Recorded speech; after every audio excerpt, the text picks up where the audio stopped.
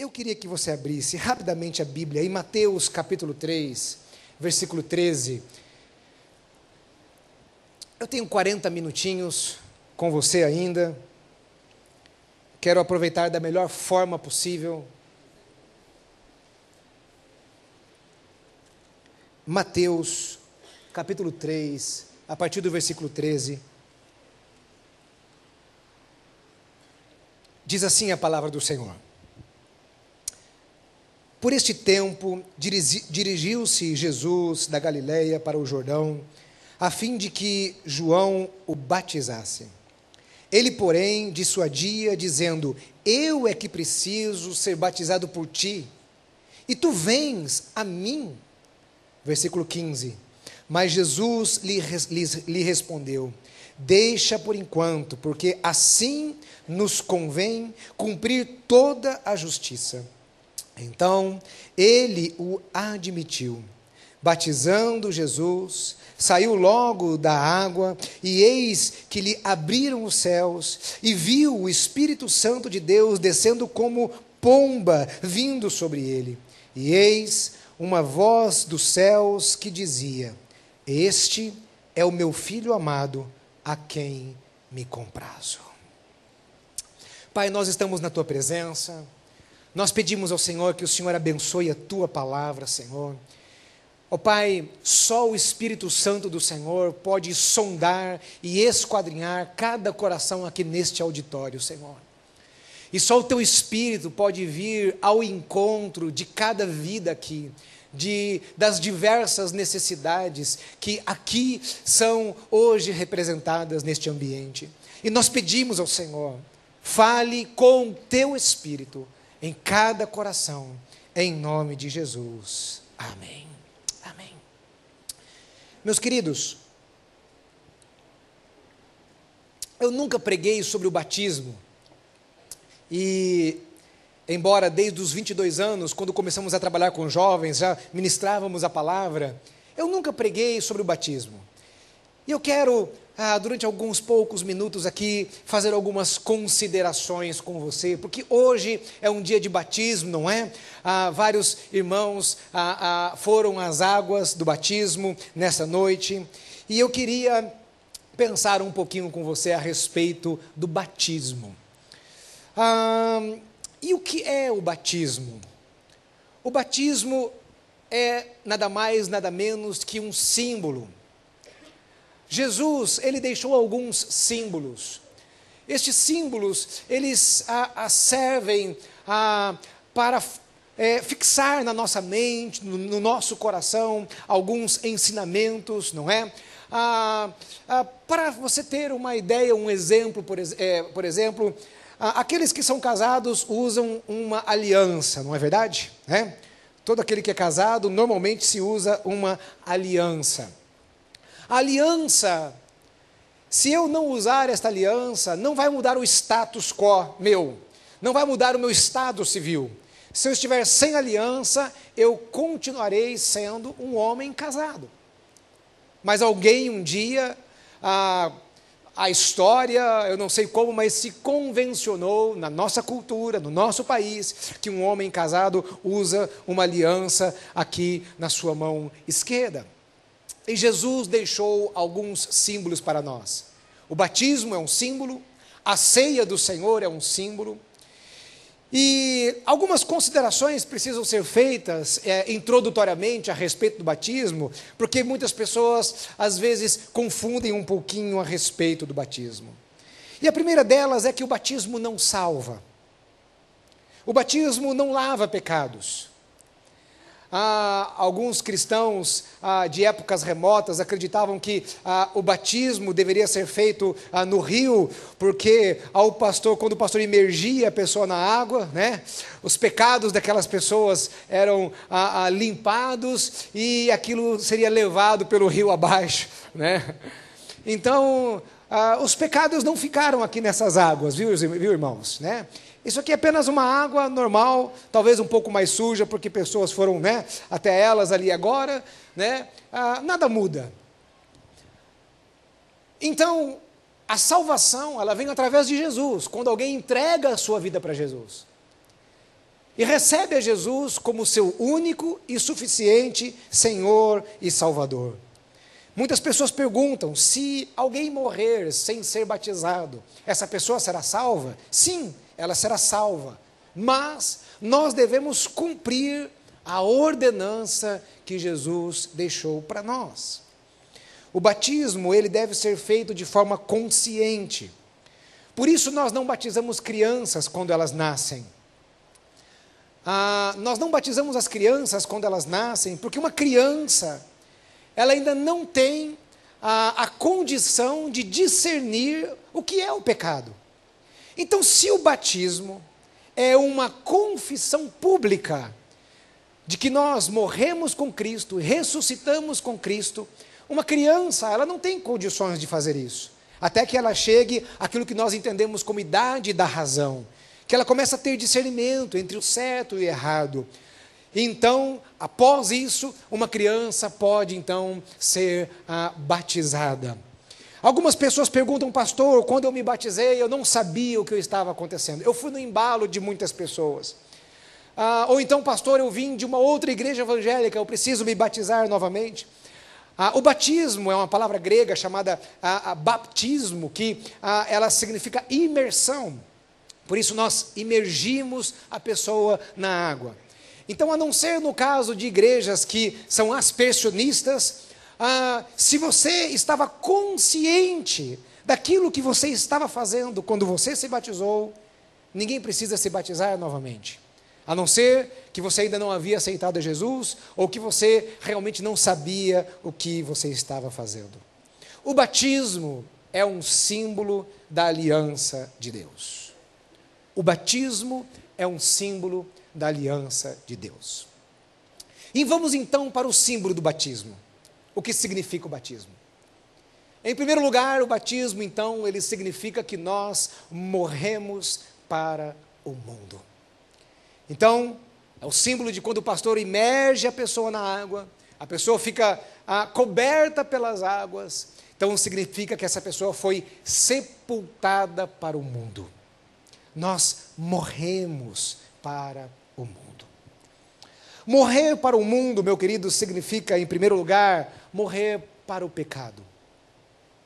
Existe uma ilusão de que o mundo gera liberdade. Não é essa a ilusão que muitas vezes o mundo passa? Aquilo que você vê na mídia, aquilo que você vê pelos seus amigos no trabalho, aquilo que você vê no ar deste século, aquilo que você vê nos filmes hollywoodianos,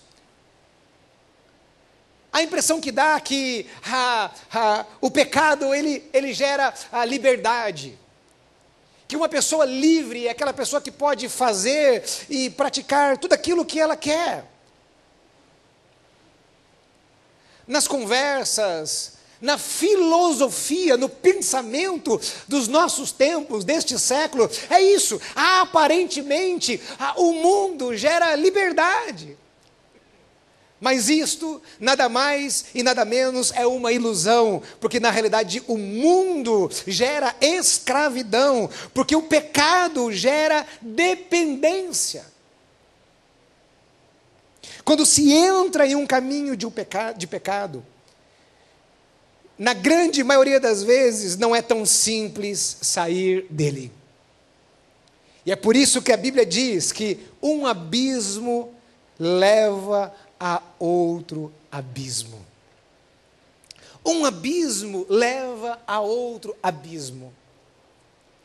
Então, o mundo e o pecado, embora muitas vezes possa ter uma aparência, o inferno, Satanás, ele não vai trazer um prato ruim para você. Ele não vai trazer algo que não seja saboroso para você. O pecado é como aqueles pratos apetitosos, mas que muitas vezes vai matando aos poucos. Algum tempo atrás eu vi uma reportagem na televisão que foi feita uma pesquisa de que as comidas gordurosas e as comidas com fritura, não é?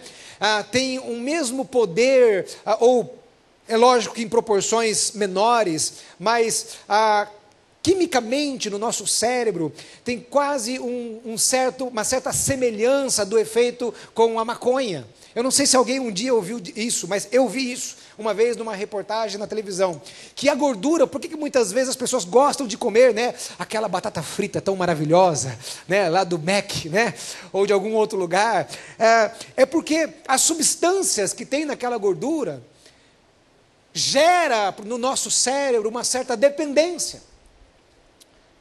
Mas o que vai acontecer na sua vida se você sempre comer esse tipo de comida?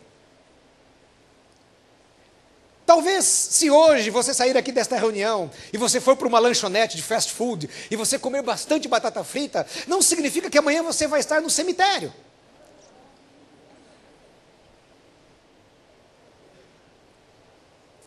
Mas,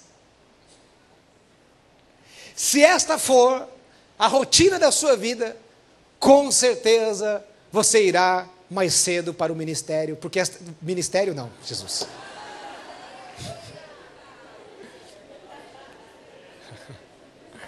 Cemitério, irmãos. Irmãos, dá um desconto, né? Pregando sexta-feira, vindo em vários cultos no final de semana, né? Batizando, você viu como eu troco de roupa rápido, né? Se fosse uma pastora, meu Deus do céu, quanto tempo não demoraria, né? Mas essa comida vai te levar mais cedo para o cemitério.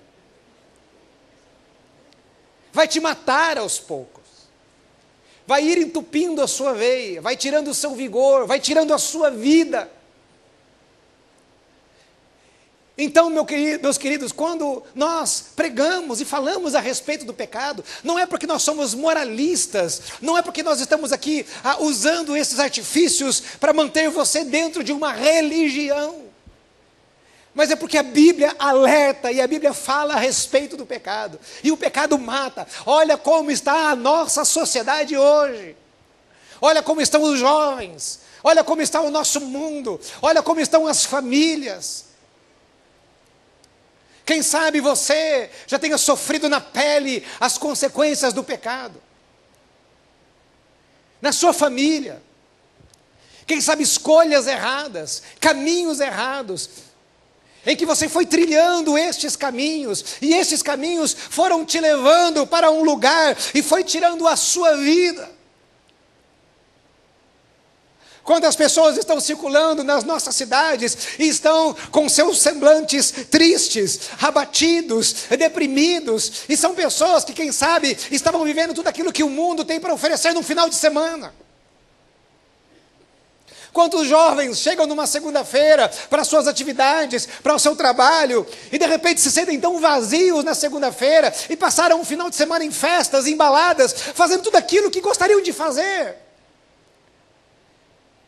Quantas famílias sendo rachadas, destruídas, quantos divórcios, e a grande maioria, se não, eu poderia dizer todos eles, consequências de um pecado.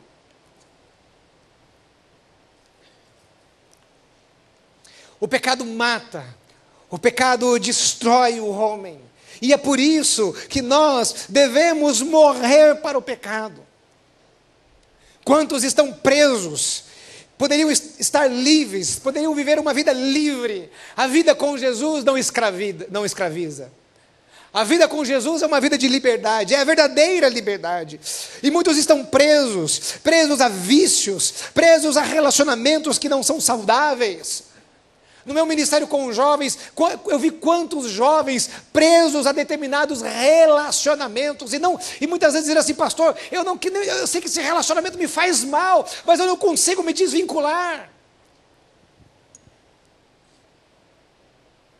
Quantas pessoas vivendo numa condição de adultério e tendo um relacionamento, um amante, uma amante ou um amante, e não conseguem se desvincular daquela pessoa, e aquele relacionamento faz mal, porque a sua origem é pecaminosa, e é pecado, e vai minando o casamento, vai minando a vida daquele casal, e de repente aquelas vidas vão sendo destruídas, presos em determinados embaraços, e muitas vezes até querem sair deles, mas não conseguem. Querem deixar, mas não conseguem. cometem os mesmos erros, mas não conseguem se livrar deles. Jesus não escraviza. O pecado escraviza. O pecado traz esta dependência, esta escravidão. E não é isso o que o Senhor tem para o homem. Nós morremos para o mundo. Você morreu, meu querido, para tudo aquilo que o homem, para tudo aquilo que o mundo tinha para oferecer para você. Nós não fazemos mais parte deste mundo. Nós não fazemos mais parte daquilo que o mundo tem para oferecer. Nós morremos para o mundo, nós morremos para o pecado. Morrer para o mundo significa também morrer para nós mesmos. E talvez essa seja uma das coisas mais difíceis, não é? Morrer para nós mesmos. Você se lembra daquilo que Jesus disse? Aquele que quer vir após mim, negue-se a si mesmo, tome a sua cruz e siga-me. Hoje muitas vezes, e temos falado constantemente nas nossas reuniões, que um evangelho que tem sido pregado aí, não é um evangelho bíblico. Porque está dizendo, venha para Jesus, e Jesus vai te enriquecer, e Jesus vai te dar uma mansão não sei aonde, e Jesus vai te dar um carro novo, e você vai deixar de ser empregado para você ser patrão, e você vai ser isso, aquilo, outro. Deus te colocou como cabeça e não como cauda.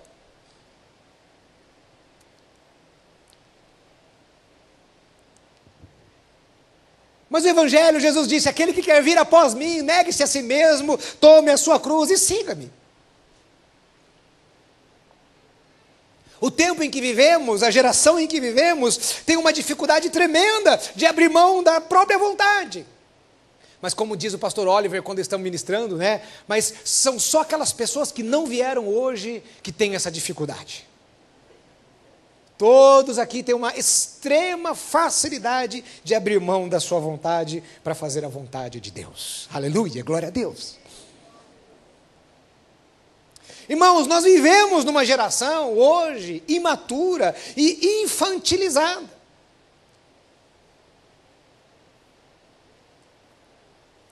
Vemos pessoas, às vezes pessoas que na sua idade deveriam ser maduras e não são. Talvez por isso que Davi, no Salmo 119, versículo número 100, ele disse, eu sou mais prudente que os mais velhos, porque guardo os teus preceitos.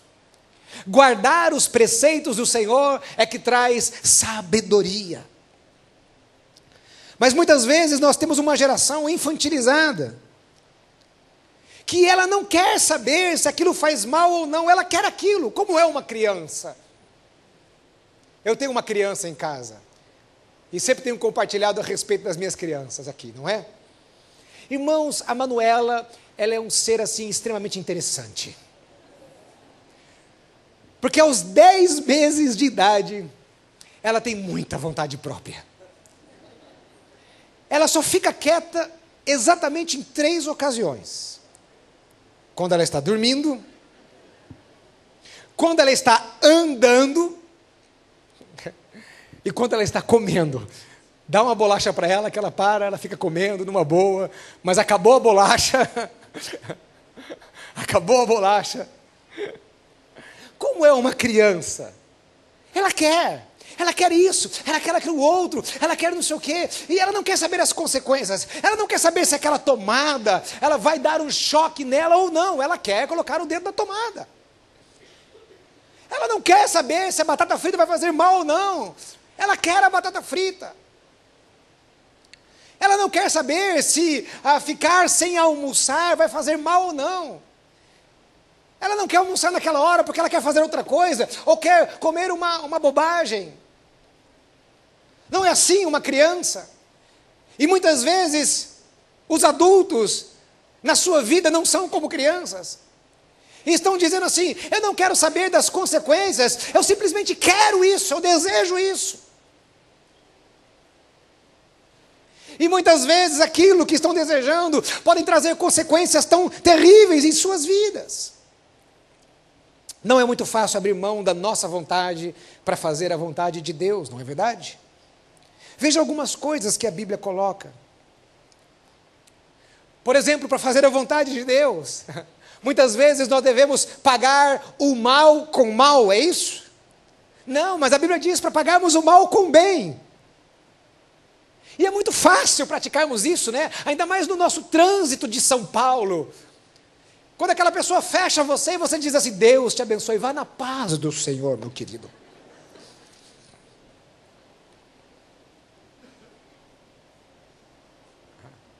É fácil praticar o mal com o bem, com aquele seu familiar que quem sabe te humilha. Que quem sabe mesmo tendo o seu sangue, não quer o seu bem.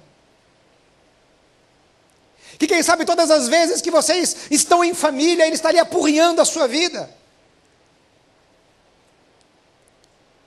Que quem sabe te prejudicou de alguma forma. E não é muito fácil você devolver todas essas situações com o bem.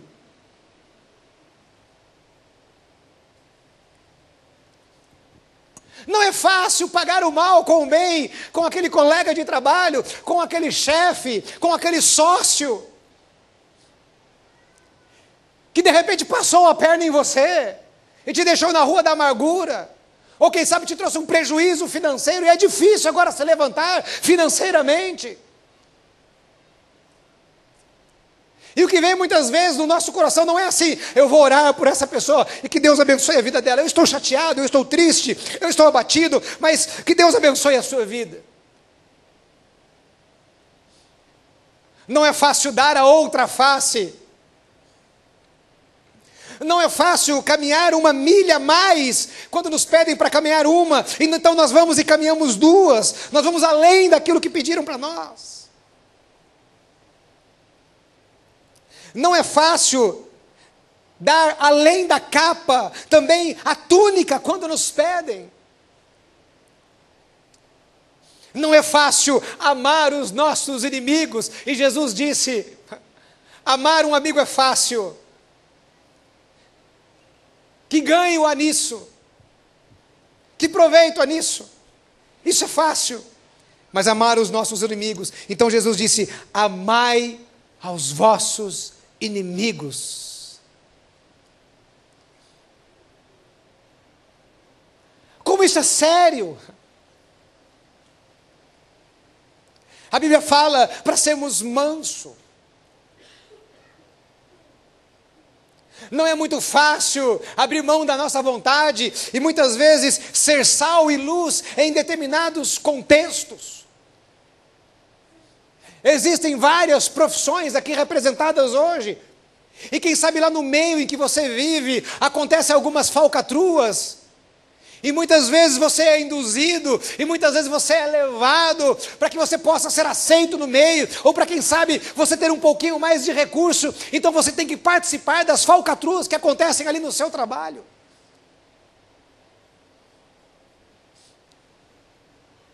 Não é muitas vezes fácil ser sal e luz neste contexto. Não é muito fácil não acumular tesouros na terra, não é verdade? Não é fácil praticar isso, porque nós vivemos numa sociedade baseada no consumo. Tudo é consumo. Qualquer coisa que tenha bateria vai te trazer alguma informação a respeito de consumo. Ou qualquer coisa que é ligado na tomada. Você liga a televisão, é um monte de propaganda. Você liga o seu computador, em qualquer lugar, em qualquer site, qualquer coisa, é um monte de propaganda. Se você tem um aplicativo no seu smartphone, você tem propaganda ali. Daqui a pouco eles vão mandar propaganda para o relógio, para o sapato, eu não sei, vão colocar bateria em algum lugar, eu não sei. Vai aparecer um holograma na sua frente.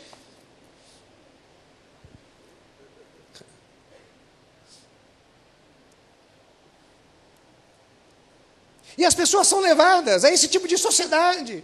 E Jesus disse: ei, isso não é o mais importante. Vocês estão acumulando tesouros na terra, quando não estão acumulando tesouros dos céus.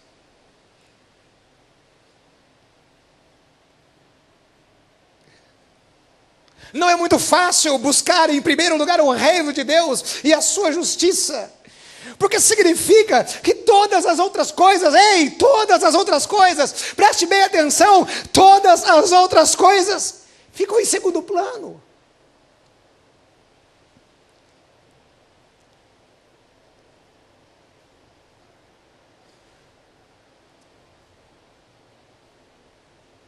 Eu sou apaixonado pelos meus filhos, apaixonado pela minha família. Às vezes eu olho para o Gabriel, eu olho para a Manuela, além de que eles são muito bonitos, né, parecido com o pai.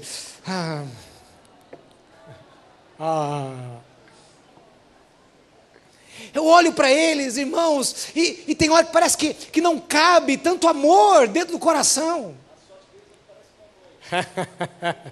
Estou dizendo aqui que parece com a mãe. Olha lá no Facebook que vocês vão ver. Eu tenho esse trunfo, eu posso provar. Gabriel está aí, ó, lá embaixo na escolinha, no Kids. Eu amo tanto os meus filhos, tanto, tanto. Eu sou meio pegajoso. Eu creio que talvez essa seja uma linguagem minha do amor. Eu beijo demais. Tem hora que o Gabriel tem que se livrar de mim, assim, de alguma forma, né?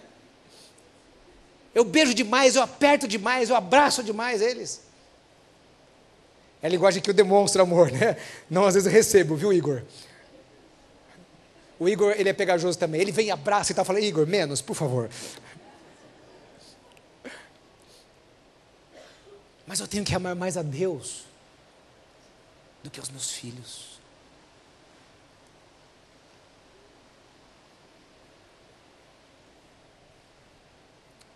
Buscar em primeiro lugar o reino de Deus e a sua justiça, mais que o trabalho, mais que os meus projetos, os meus planos de vida.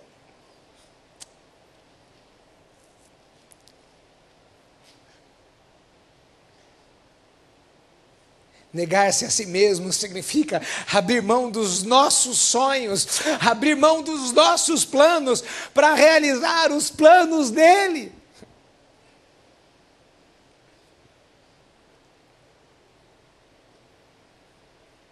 Significa santificar a nossa vida, conforme a Bíblia diz. E olhando para tudo isso, talvez muitos de nós podemos dizer, pastor, é impossível. E é. A não ser, se não for pelo agir do Senhor. Humanamente é impossível, mas para o Senhor, nada é impossível. Olhando para todas essas coisas, como viver assim? Nós vivemos assim, meus queridos. Em primeiro lugar, quando nós propomos em nosso coração que nós desejamos viver assim. Ninguém sai do lugar se não se mexer, não é verdade? Você não fica sentado na cadeira dizendo assim, puxa, eu queria muito chegar lá no fundo lá. Mas você continua sentado na cadeira. E você fala assim, não, mas eu desejo chegar lá no fundo. Mas você não se levanta. Você não dá um passo. Existe uma história que eu cito muito nas mensagens, eu nunca tinha pregado, e sexta-feira para os jovens adultos, eu estava aqui e eu preguei para eles sobre esta mensagem, os 4 leprosos à porta da cidade de Samaria.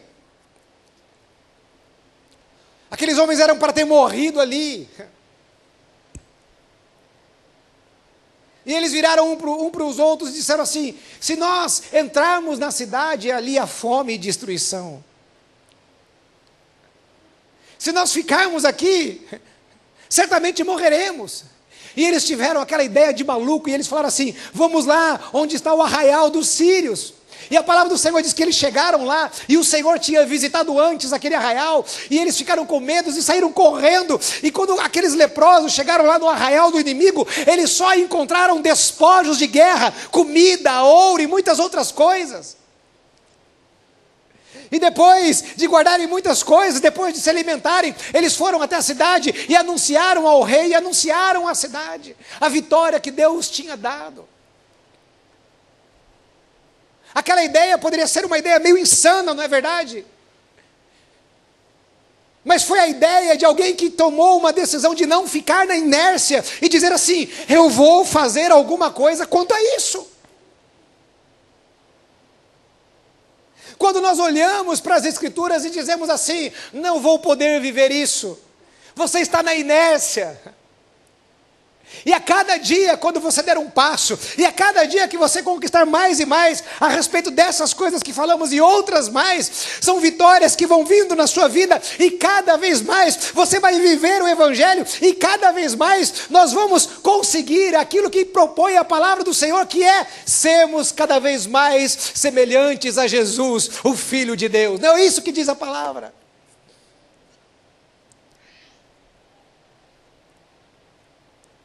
Um jovem que quer ser um grande profissional numa empresa, o que ele deve fazer? Ele sai da faculdade e ele já se torna o presidente de uma empresa? É assim que acontece?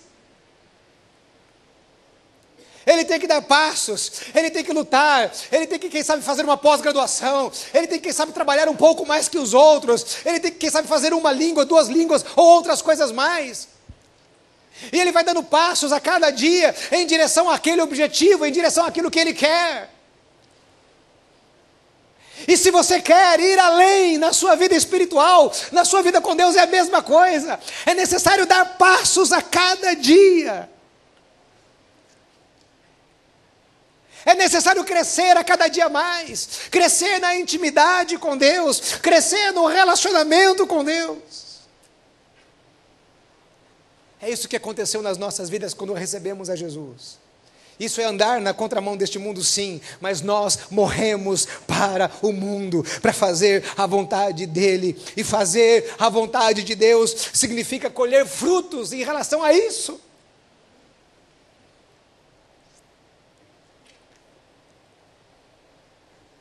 Quando o pastor imerge a pessoa na água, quando Jesus foi imerso no texto que nós lemos, era um símbolo. Jesus não precisava ser batizado, mas ele quis cumprir as Escrituras.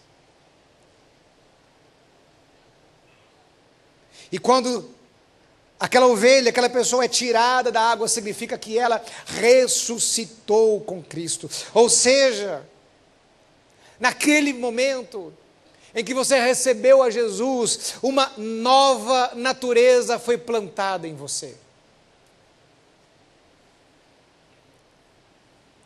Nós somos ainda contaminados pela antiga natureza. Mas é como se uma semente da nova natureza de Cristo fosse plantada em nós. E ela deve crescer. Ela deve crescer através da nossa busca, através da nossa santidade. Quando nós ressuscitamos com Cristo, quando nós recebemos a Jesus, nós nos tornamos nova criatura. As coisas velhas se passaram, eis que tudo se fez novo. Você é uma nova criatura se você recebeu a Jesus. O passado não precisa te assombrar mais. Você foi perdoado dos seus pecados, ou seja, aquele peso e aquele incômodo, daquela sujeira, daquilo que você sentia no seu coração, não precisa ter mais aí, porque Jesus te lavou dos seus pecados. Não é necessário mais carregar o peso do pecado. Não dá para falar muitas coisas, porque nós temos pouco tempo e precisamos encerrar. O batismo é um símbolo da obra de Deus em nossa vida. E que obra maravilhosa o Senhor Jesus fez em nós. É um símbolo de uma obra de alguém que nos deu a paz. É o símbolo de alguém que realizou uma obra em nossas vidas que nos dá a verdadeira alegria. Que nós não precisamos nos contaminar com tudo aquilo que o mundo se contamina para ser alegres, felizes. Ontem, centenas de jovens foram para as ruas aqui da região da Vila Mariana para pregar o Evangelho e falar do amor de Deus. Você pode ter a mais absoluta certeza que eles voltaram para casa muito mais realizados do que eles já foram na vida deles. E se algum deles já experimentaram do mundo lá atrás, você pode ter a plena e absoluta convicção que eles voltaram muito, mas muito mais realizados do que quando a vida que eles viviam lá atrás. E eles voltaram para casa em paz. E amanhã, segunda-feira, quando eles se levantarem, eles vão estar felizes, alegres, se regozijando, porque estavam na presença do Senhor, porque estavam fazendo a obra de Deus, porque não estão se sentindo sujos.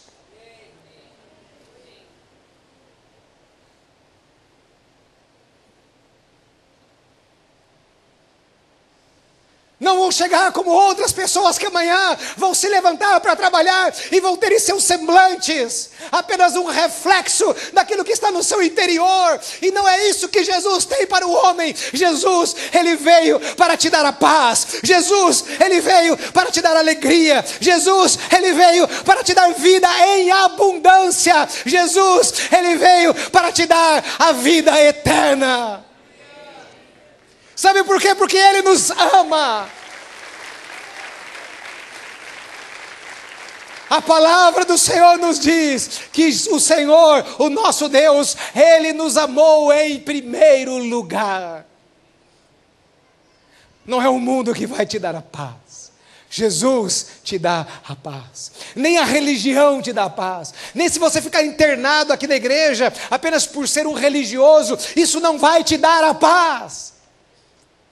Mas um relacionamento com Jesus, isso te trará a paz.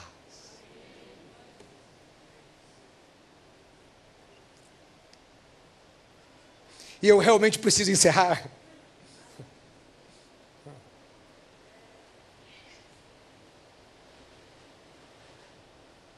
Jesus realizou essa obra, embora nós não fôssemos merecedores. Não existe um homem na face da terra justo o suficiente para merecer o tamanho amor que o Senhor Jesus tem pelos seus filhos.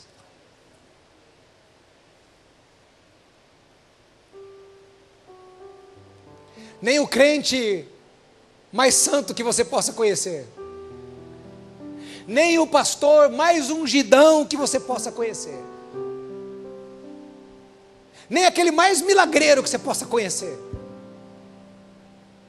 nem um homem na face da terra, nem qualquer pastor desta igreja, teria condições de morrer na cruz do Calvário por você.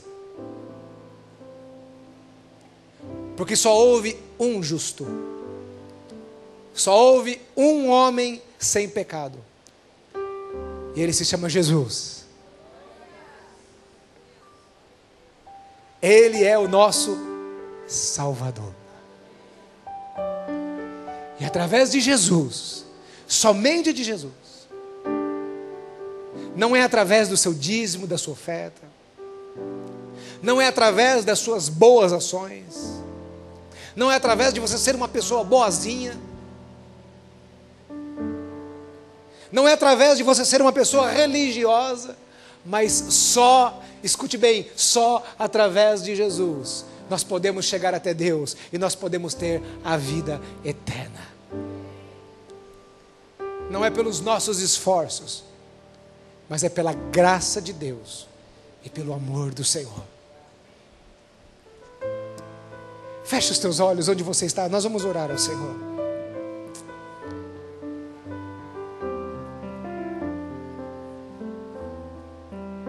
Se você já recebeu a Jesus, nesta noite eu quero dizer a você, amanhã, segunda-feira, dê um passo a mais.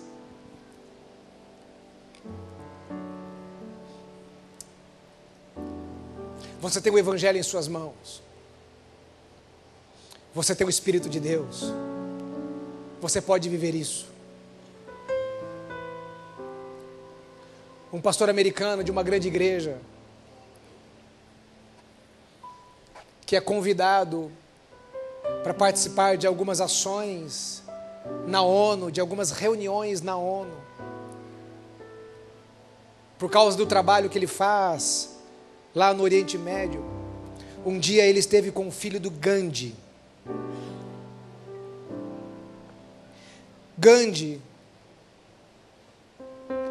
foi um homem, e é um homem muito admirado por muitas pessoas, porque fez muitas coisas boas. E o filho do Gandhi virou para esse pastor e disse: olha, eu ouvi esse pastor, eu estive com esse pastor. Ele disse: você sabe o que o meu pai meditava todos os dias? Ele disse: não, eu não sei. Ele disse: o meu pai meditava todos os dias no Sermão do Monte. E se meu pai tinha toda aquela filosofia de vida que ele tinha, de se negar para fazer o bem às pessoas, é porque ele foi influenciado por Jesus. Eu não sei se o Gandhi alcançou a salvação, mas eu sei que se alguém for influenciado pelo Evangelho e tiver a Jesus como seu único e suficiente Senhor e Salvador, muito mais ainda, pode alcançar coisas inimagináveis em Cristo Jesus. Então, se você tem a Jesus, dê um passo a mais essa semana, se santifique mais, busque mais ao Senhor, leia mais a palavra, ore mais, faça alguma coisa. E enquanto todos estão de olhos fechados nessa hora, se você não tem a Jesus, eu quero nesta hora fazer um convite a você: venha para Jesus. Eu quero fazer um convite para todos aqueles que querem receber a Jesus como seu único e suficiente Senhor e Salvador de suas vidas. Venha para Jesus. Eu não estou te convidando para uma religião, eu estou te convidando para uma vida com Cristo. Então, enquanto todos estão orando nessa hora, orando ao Senhor, você que nesta noite quer receber a Jesus, ou você que nesta noite quer se reconciliar com Cristo, enquanto todos estão de olhos fechados, aí onde você está, levante uma de suas mãos, porque nós vamos orar por você. Se há pessoas nessa noite, Deus abençoe lá atrás, Deus abençoe, pode baixar a sua mão.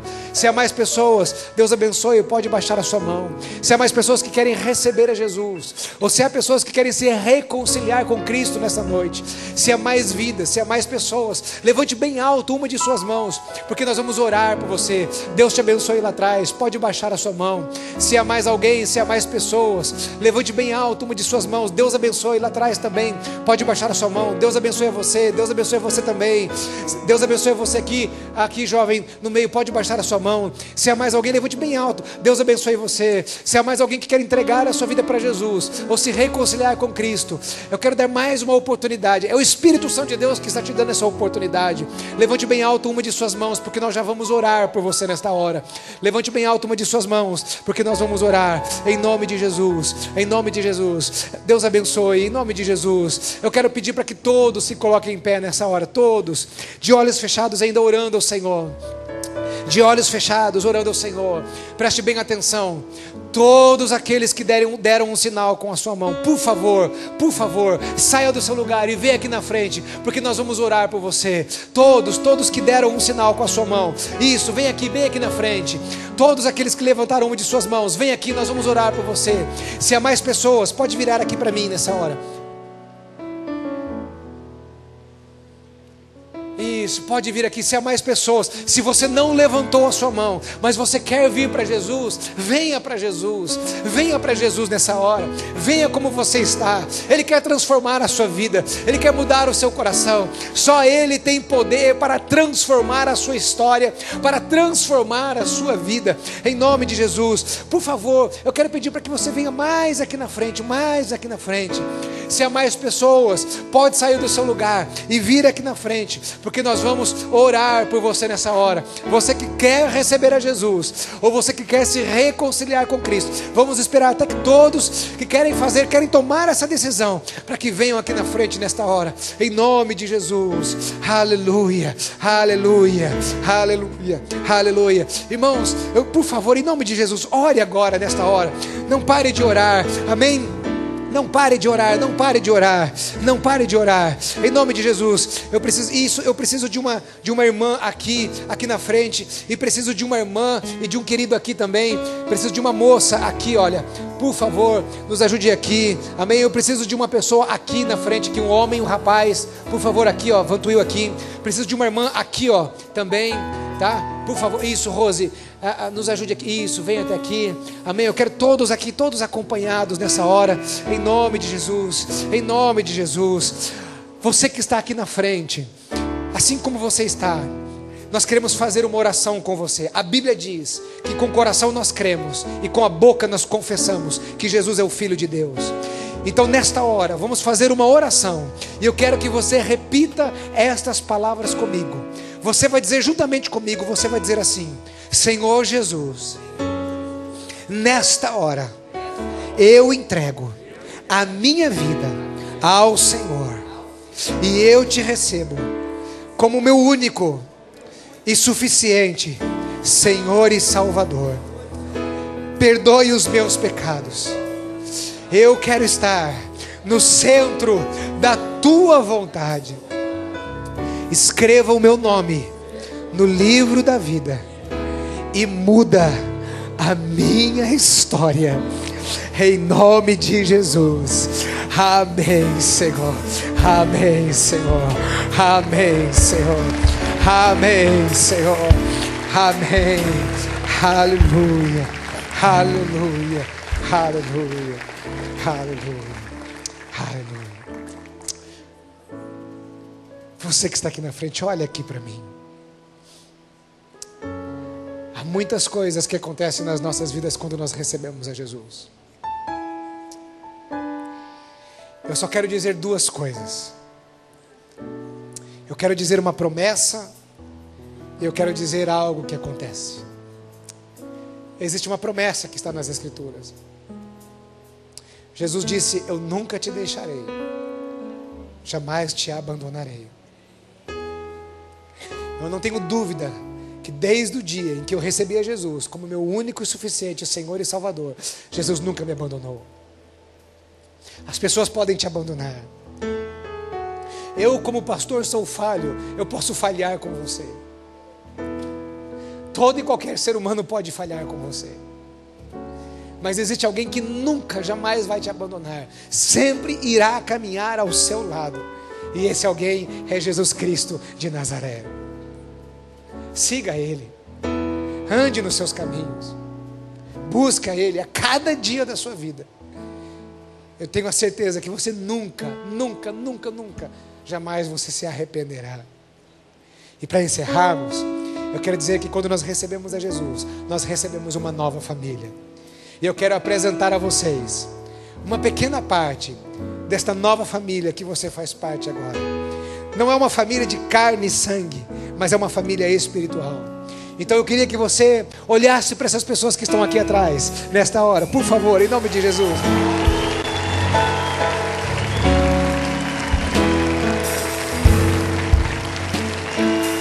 Que momento lindo, que momento fantástico, meus queridos. Há uma festa nos céus agora. Há uma festa nos céus. A Bíblia diz que há uma festa nos céus. Aleluia, aleluia.